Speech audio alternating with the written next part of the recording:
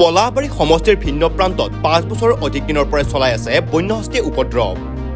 বন্যহস্তীয়ে সৰ্বসাধাৰণ ৰাইজৰ গ্ৰামাঞ্চলৰ পথ কিংবা মানুহৰ ঘৰ বাহিৰৰ বাহৰ পাতিছে তথা ঘৰৰ কলগছ তথা খেতি-বাতি তথা খেতিপথাৰৰ অনিষ্ট সাধন কৰি আহিছে। ইয়াক লৈ শংকিত হৈ পৰিছে সৰ্বসাধাৰণ ৰাইজ।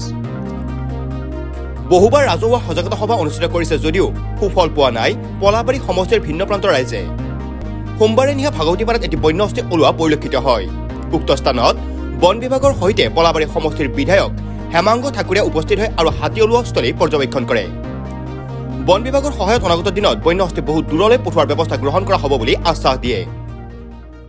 আমাৰ হাতীৰ উপদ্ৰৱ চলি আছিলে আৰু তাৰ বিৰুদ্ধে ইতিমধ্যে ব্যৱস্থা গ্ৰহণ কৰা হৈছে। আমাৰ ফৰেষ্ট ডিপাৰ্টমেণ্টে ইতিমধ্যে তেওঁলোকে যথেষ্ট ব্যৱস্থা হাতত লৈছে আৰু আজিও কেইটামান হাতী আমি নিজে প্ৰত্যক্ষ কৰিছোঁ। ইয়াতে একেবাৰে মানুহৰ ঘৰত একেবাৰে দোকানৰ ওচৰতে হাতীকেইটা আমি প্ৰত্যক্ষ কৰিবলৈ পাওঁ আৰু ইতিমধ্যে আমাৰ ডিপাৰ্টমেণ্ট আহিছে। ডিপাৰ্টমেণ্টৰ মানুহ তেওঁলোকে খেতি পথাৰৰ ব্যৱস্থা কৰিছে। অনাগত দিনবিলাকত এইটোৱে আমাৰ চাফিচিয়েণ্ট নহ'ব। যিটো দেখিছোঁ যে এটা পাৰ্মানেণ্ট চলিউশ্যন অত্যন্ত প্ৰয়োজন। ইতিমধ্যে আমি এবাৰ আজিৰ পৰা 10 মাহমান পূৰ্বে হাতীখিনি সম্পূৰ্ণভাৱে খেদি নি পেলাই মেঘালয় পাহাৰৰ অঞ্চললৈ হাতীখিনি খেদি পঠোৱাৰ ব্যৱস্থা কৰা হৈছিলে। প্ৰায় 150জনী এটা গ্ৰুপ গৈ পেলাই ফৰেষ্টৰ গ্ৰুপে সেই হাতীখিনি পঠাই দিয়াৰ ব্যৱস্থা কৰিছে।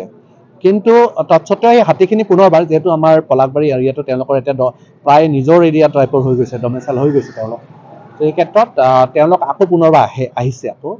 মই ভাবোঁ আকৌ এবাৰ ছেম এটা তেনেকুৱা পদ্ধতিৰে হাতীখিনি আকৌ মেঘালয়লৈ নিয়াৰ ব্যৱস্থা কৰিব লাগিব আৰু অনাগত দিনবিলাকত আমি আশা কৰিছোঁ হাতীৰ সমস্যাটো নাইকিয়া কৰিবলৈ আমি সক্ষম হ'ম। যিহেতু বহুত মানুহৰ ক্ষতি হৈছে, আপোনাৰ ফালৰ পৰা ক্ষতি আমি ইতিমধ্যে এছেছমেণ্ট এটা কৰিবলৈ দিয়া হ'ব। আমি চাৰ্কল অফিচাৰক মই কৈছোঁ। চ' আমি এছেছমেণ্টটো কৰি পেলাই কাক কেনেকৈ সাহাৰ্য দিব পাৰি তাৰ এটা ব্যৱস্থা কৰিম। যথেষ্ট ক্ষতি হৈছে, মই নিজে দেখিছোঁ। ৱাল কোনোবাৰ ভাঙিছে, কোনোবাৰ খেতি নষ্ট হৈছে, যথেষ্ট ক্ষতি হৈছে। চ' কিদৰে আমি আমাৰ চৰকাৰীভাৱে কিদৰে ক্ষতিপূৰণ দিব পাৰি তাৰ ব্যৱস্থা নিশ্চয়কৈ কৰিব লাগিব। ধন্যবাদ। ইয়াৰ পিছত বিভাগীয় কৰ্তৃপক্ষই কি ব্যৱস্থা গ্ৰহণ কৰে সেয়াহে হ'ব পৰিলক্ষিত বিষয়। পলাবাৰীৰ পৰা জিতুমণি শৰ্মাৰ report, news any 365। Stay informed, stay ahead. News Any 365.